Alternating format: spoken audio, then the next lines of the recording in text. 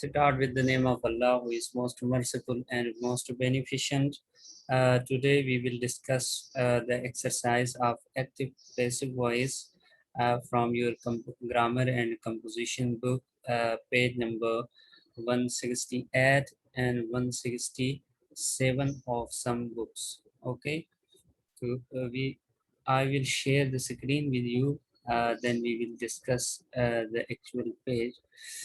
Here in my book, it is page number 167. And in your book, it may be on page number 168 or 169. There are some passive voices.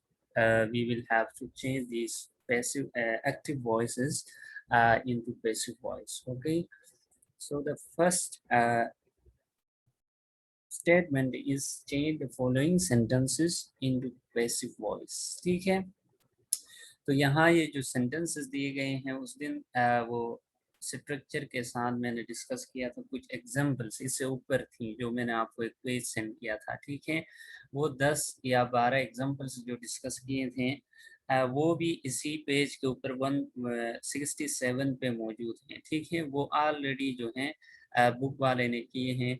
ये जो है ये हमें करने के लिए दिया आपको बोर्ड एग्जाम के अंदर इन्हीं में से जो है वो एक्टिव पैसिव पूछे जाते हैं। ठीक है, तो ये वन बाय वन डिस्कस कर लेते हैं। अगेन जो है हम सेंटेंस का जो रूल है उसको भी जो है डिस्कस करते जाएंगे। द फर्स्ट इज, इसका पहले आप समझ ले। ठीक है, सुन ले, ये नीचे जो है इस सारे का जो है मैंने सोल्यूशन दे दिया है। ये आप लोगों के साथ में शेयर भी कर लूँगा। ये 20 के 20 सेंटेंसेस का आंसर जो है वो इनके नीचे हैं। पहला जो है वो ओरिजिनल बुक में से कट करके मैंने यहाँ लगाया हुआ है पेज के ऊपर। ठीक है, तो बाकी चीज़ें वो नीचे है। जी इबाद, सवाल है कोई?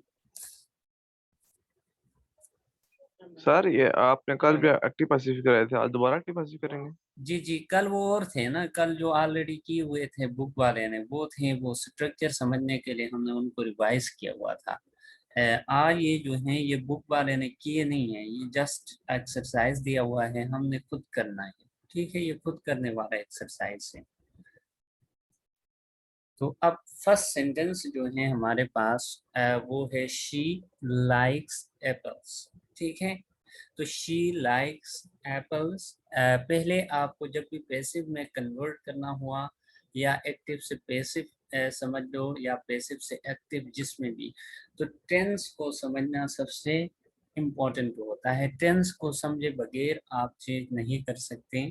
तो टेंस समझ जाएंगे तो इसी पर्टिकुलर टेंस का रूल जो है वो फॉलो करते हुए आप सेंटेंस को चेंज कर लेते हैं। ठीक है, तो शी लाइक्स एप्पल्स हमें पता चलता है ये प्रेजेंट इंडेफिनिट टेंस है। ठीक है, तो प्रेजेंट इंडेफिनिट टेंस में बाकी तो जनरल सबके साथ है, यानी ऑब्जेक्ट सब्जेक्ट की जगह आएगा, सब्जेक्ट ऑब्जेक्ट की जगह चला जाएगा, बाय लगेगा, थर्ड फॉर्म ऑफ वर्ब, तो ये कॉमन है। इसके अलावा प्रेजेंट इंडेफिनिट टेंस का अपना जो बेसिक रूल है वो ये है कि इस एम आर का इजाफा भी होगा। तो क्या लिखेंगे इसके लिए? Apples are liked by her. ठीक है, शी सब्जेक्टिव पोजीशन में शी है, तो शी का ऑब्जेक्टिव पोजीशन केसेस पढ़े हैं प्रोनाउन के आप लोगों ने, objective case, subjective case, possessive.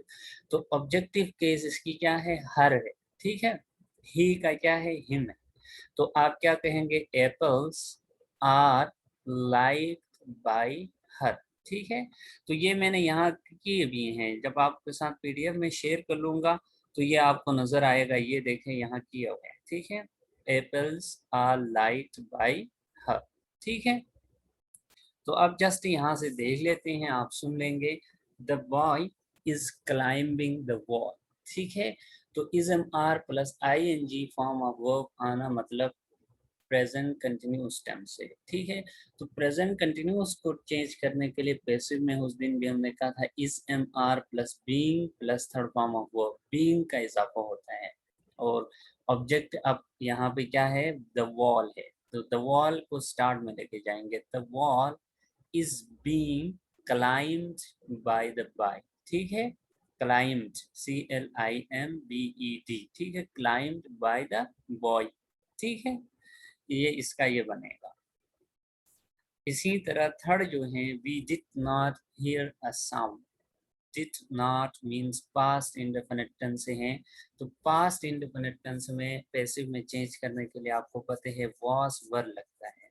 तो क्या बनेगा इसका, अ sound was not hurt by us। ठीक है, वी का ऑब्जेक्टिव पोजीशन अस बनता है, तो a sound was not hurt by us। ठीक है, तो ये यहाँ है जिसको मसला आ रहा है। ठीक है, जो अभी लोग आए हैं फिर से बता रहा हूँ, ये देखें यहाँ मैंने लिखे भी हैं, ये आप लोगों के साथ मैं शेयर करने वाला हूँ। ये देखें जो हमें पढ़ रहा था ऊपर वो यहाँ लिखा हुआ है, उसका answer a sound was not hurt by us। Clear. Then मेरे पास फोर्थ सेंटेंस हैं, they have bought a house. ठीक है, उन्होंने एक घोड़ा खरीदा, तो ये भी सेकंड फॉर्म ऑफ वर्ब है, तो मतलब पास्ट इंडेफिनिट है, पास्ट फिर वाज वर्ब वाला, तो a horse was bought by them. ठीक है, तो इसका बनेगा a horse was bought by them. ठीक है, इसी तरह फिफ्थ है, the board has given me a gold medal. ठीक है, the board has given me a gold medal, तो ये यहाँ पे क्या है, हैज, और थर्ड फॉर्म किसकी अलामत है, ये है प्रेजेंट परफेक्ट टेंस की। तो प्रेजेंट परफेक्ट का पैसिव हैज है प्लस बीन से बनता है। तो क्योंकि इधर दो ऑब्जेक्ट हैं, ये देखो मी भी ऑब्जेक्ट है, अ गोल्ड मेडल भी ऑब्जेक्ट है। ठीक है, दोनों ऑब्जेक्ट से जुमला बन सकता है, ये दोनों में से कोई एक आप शुरू में लाके जुमला बना सकते हैं। तो इसके दो बनते हैं, वो कैसे बनते हैं मैं नीचे ला के दिखा देता हूँ ताकि आपको कंफ्यूजन ना हो। ये देखो 5 में मैंने 2 लिखे हैं। फर्स्ट मैंने अ गोल्ड मेडल जो ऑब्जेक्ट है वो पहले रख के किया है, a gold medal has been given to me by the port, एक तो ये बनता है। एक अब मी को ऑब्जेक्ट सब्जेक्ट बना के किया है, I have been given a gold medal by the port. ठीक है, और करके लिखने का मतलब है ये दोनों दुरुस्त हैं। ठीक है, दोनों ऑब्जेक्ट में से कोई भी एक ऑब्जेक्ट शुरू में ला करके आप लिख सकते हो। ठीक है, तो इसके दो बनते हैं, a gold medal has been given to me by the board, और I have been given a gold medal by the board. ठीक है, ये 5 का था। अब 6 देखते हैं, तो he praised the boy for his courage. ठीक है, तो अगेन पास्ट इंडेफिनिट टेंस से है, तो the boy was praised by him for his courage। ठीक है, the boy was praised by him for his courage। इसी तरह 7th है, the teacher was helping the students। ठीक है, तो स्टूडेंट्स पहले आए, was हेल्पिंग का मतलब है पास कंटिन्यूस है, तो पास कंटिन्यूस में मैंने उस दिन भी कहा था was verb plus being plus third form of verb होगा, तो क्या होगा, द स्टूडेंट्स वर।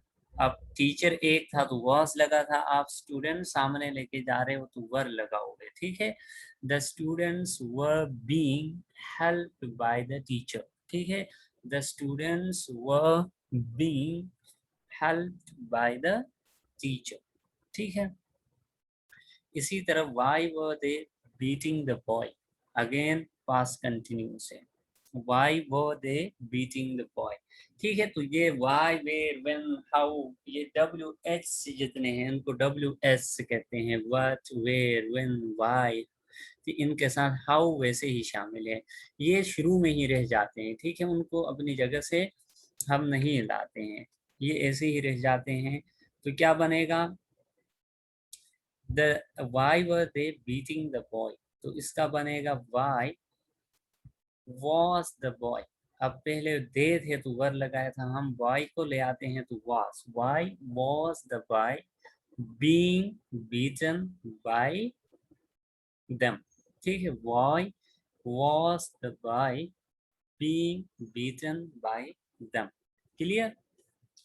इसी तरह 9 है, they have not done their job, they have not done their job, तो हैज है प्रेजेंट परफेक्ट, तो होगा their job, अब सिंगुलर है जॉब हैज लगेगा, their job has not been done by them, ठीक है। their job has not been, been, ठीक है। their job has not been done by them, they objective में जाके them बनता है। इसी तरह 10th पे है a car run over an old man, past indefinite। तो an old man was run over by a car, RUN लिखोगे, ठीक है। an old man was run over by a car। 11th है he will give you a box of chocolate। तो यहाँ पे भी दो ऑब्जेक्ट हैं, देखो he will give you भी ऑब्जेक्ट है और box of chocolate भी ऑब्जेक्ट है। तो जो सेंटेंस नंबर 5 था उसकी तरह इसके भी दो आप बना सकते हैं, ठीक है। तो इन दो कैसे बनते हैं मैं उस पे जाता हूँ। 11 पे ये देखें, एक शुरू में मैंने बनाए हैं बॉक्स ऑफ चॉकलेट ऑब्जेक्ट से, तो वो बना है a box of chocolate will be given to you by him, future indefinite, ठीक है। फ्यूचर इंडेफिनिट में will be shall be use होता है। A box of chocolate will be given to you by him और you will be given a box of chocolate by him, ठीक है। ये दोनों उसके बनते हैं। A box of chocolate will be given to you by him और you will be given a box of chocolate by him, ठीक है। इसी तरह हम अब 12 पे जाते हैं, तो 12 है he had told me to do it, ठीक है। had का मतलब है पास्ट परफेक्ट, तो पास्ट परफेक्ट में had been से पैसिव बनता है, तो क्या बनेगा I had been told by him to do it। I me शुरू में आया तो I बनता है सब्जेक्टिव केस, ठीक है। तो I had been told by him to do it। इसी तरह 13 है they had not done their home task, they had not done their home task। तो their home task had not been done by them, ठीक है। their home task had not been done by them। इसी तरह 14 से we shall have finished our work by next March next, ठीक है। तो अब इसका होगा our work shall have been, shall have, will have किसकी अलामत है फ्यूचर परफेक्ट टेंस की, ठीक है। फ्यूचर परफेक्ट में पैसिव बनाते हुए विल हैव या शैल हैव प्लस बीन का हम इजाफा कर लेते हैं।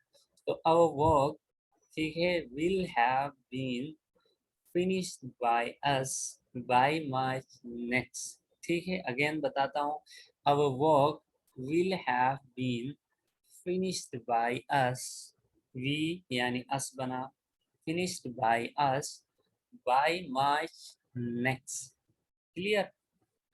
इसी तरह 15 है he took away my books, again past indefinite आया है, तो my books are my books were taken away by him, my books were taken away by him।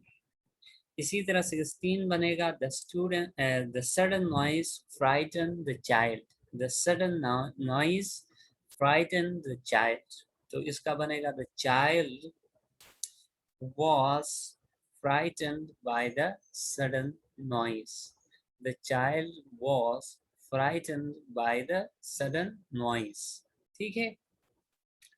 इसी तरह we use milk for making cheese, ठीक है।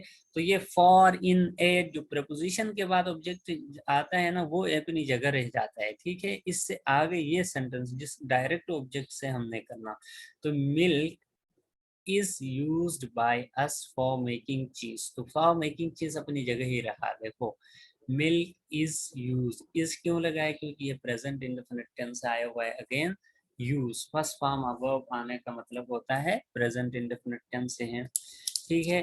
तो क्या बनेगा milk is used by us for making चीज, ठीक है। Milk is used by us for making चीज। इसी तरह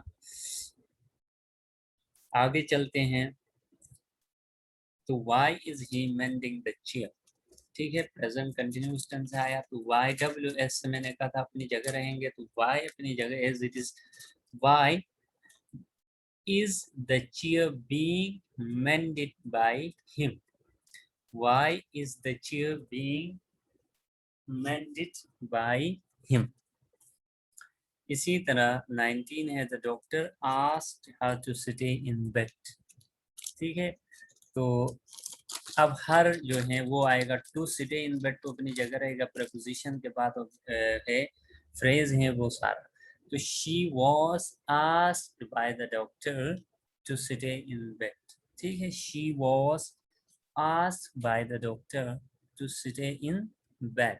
ठीक है, इसी तरह लास्ट है, दे कॉट द थीफ। ठीक है, दे कॉट द थीफ। तो इसका बना यानी ये कौन सा है, पास्ट इंडेफिनिट है, the thief was caught by them.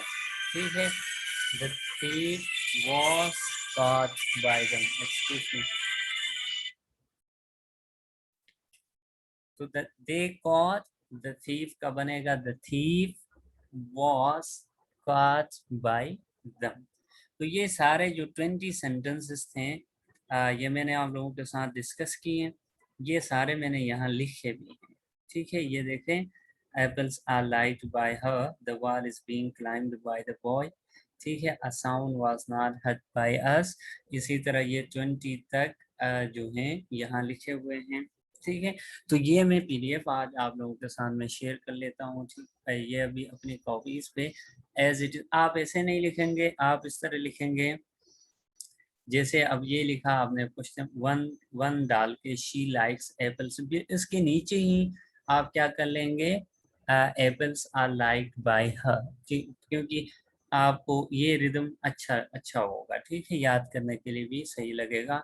ये पहले आप ओरिजिनल लिख के बाद में जिस तरह मैंने लिखा है ऐसे आप नहीं लिखेंगे, आप हर सेंटेंस के नीचे ही उसकी आंसर यानी मीन्स उसका पैसिव लिख लेंगे। ठीक है, तो बस आज के लिए ये कर लेते हैं, और फॉर्मली जो है आपका सिलेबस जो है इस मंथ का वो भी एंड हो रहा है। आज के बाद जो है हम रिवाइज कर लेंगे जितना कुछ हमने पढ़ लिया है। ठीक है, तो इसके लिए अब फर्स्ट जो हमने यूनिट डिस्कस किया था, ठीक है, कल उस यूनिट के क्वेश्चंस प्लस एक्सरसाइज ट्रांसलेशन जो भी उस यूनिट के शामिल हैं, ठीक है, तो वो आपका होमवर्क है।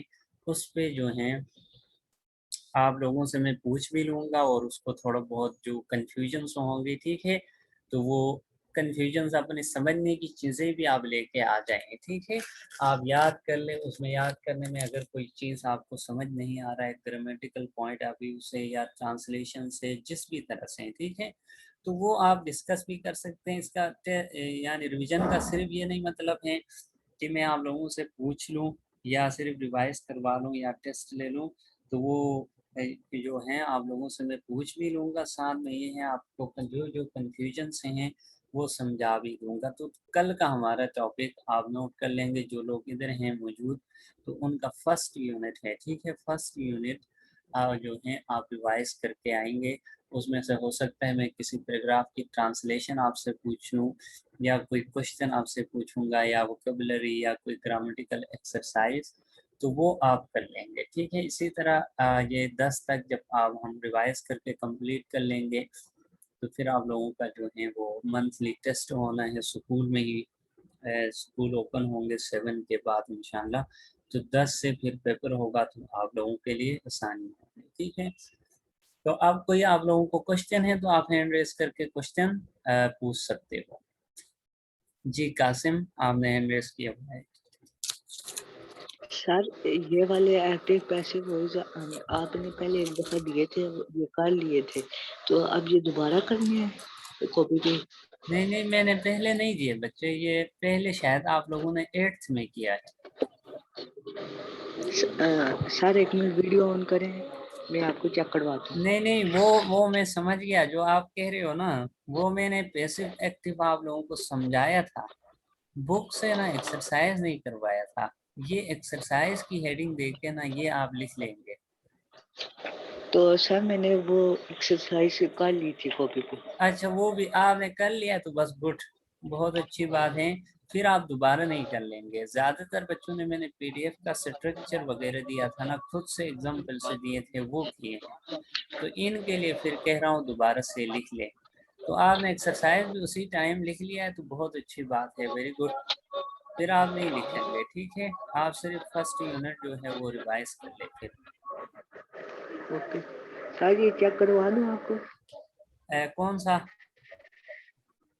ठीक है, वो कल कर लूँगा। कल ना मुझे या पैसे बोलो।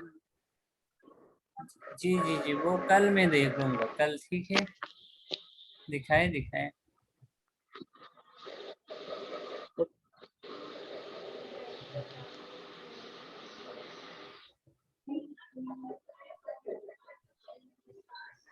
Okay sir. चलिए ठीक है, गुड है, गुड।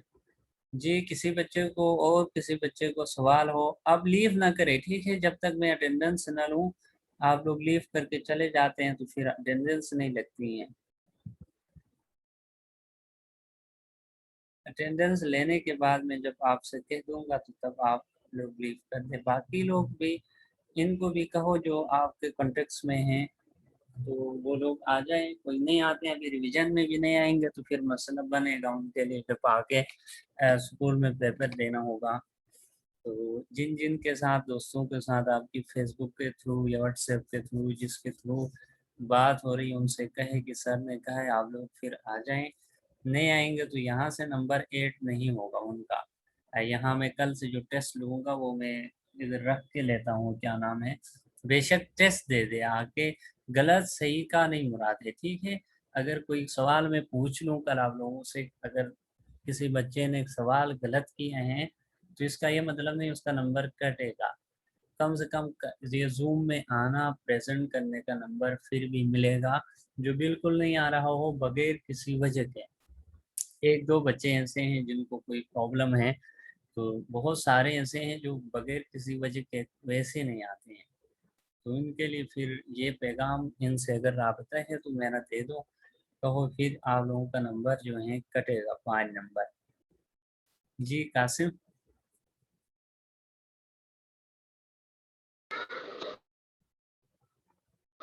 सर आप क्वेश्चन आंसर नहीं करेंगे? कर लूंगा ना मैं, क्वेश्चन आंसर ही कर लूंगा ना कल। कल जब वो रिवाइज का मतलब ही ये है ना, फर्स्ट अब 40 मिनट से हैं, ठीक है, क्लास के। तो पहले जो 20 मिनट हैं, इनमें वही क्वेश्चन आंसर ही होगा, ठीक है। क्वेश्चन यानी एक वोकैबुलरी पूछूंगा हर बच्चे से, देखे 3 ओके चीजें सर। होंगी, ठीक है। एक वोकैबुलरी, एक क्वेश्चन, और एक सेंटेंस ट्रांसलेशन के लिए, ये 3 चीजें, ठीक है। ये 3 का ये होगा कि 10 नंबर एक के होंगे, 10 नंबर ओवरऑल कल के टेस्ट का 10 नंबर हैं। 10 में से ये हैं वोकैबुलरी के 2 मार्क्स, एक क्वेश्चन के 3 मार्क्स, ठीक है, एक ट्रांसलेशन सेंटेंस के 2 मार्क्स। कितने हो गए? 7। बाकी के 3 सिर्फ जूम में आने के मिलेंगे, ठीक है।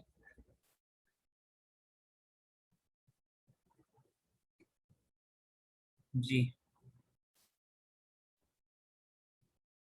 सर हम्म। सर जी जी, सुन रहा हूँ सुन रहा हूँ।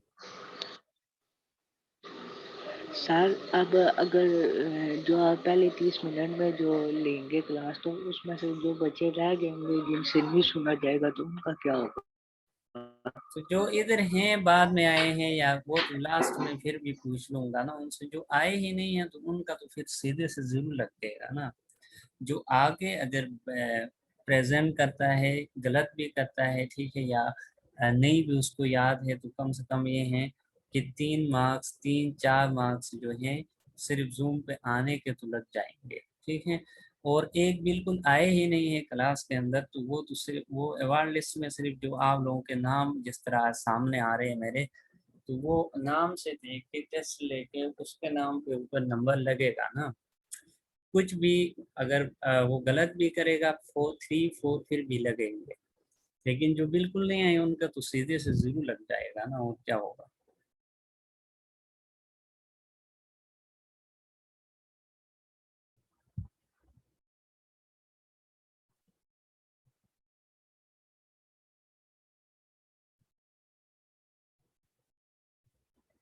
ठीक है, अब मैं अटेंडेंस ले लेता हूँ, तब तक आप लोग कोई सवाल है तो अगेन जो है मैं कह रहा हूँ आप लोग हैंड रेस कर लो, ठीक है।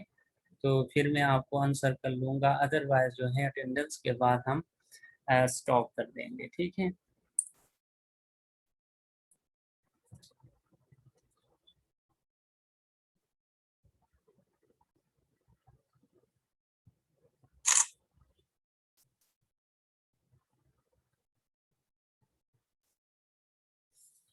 ठीक है, अब कोई बच्चा अगर लीव करना चाह रहा हो तो वो लीव कर सकता है, बाकी को जो है मैं अनम्यूट कर देता हूँ। अगर किसी ने कोई बात करनी है तो वो आप लोग फिर बात कर ले, ठीक है। Thank you very much.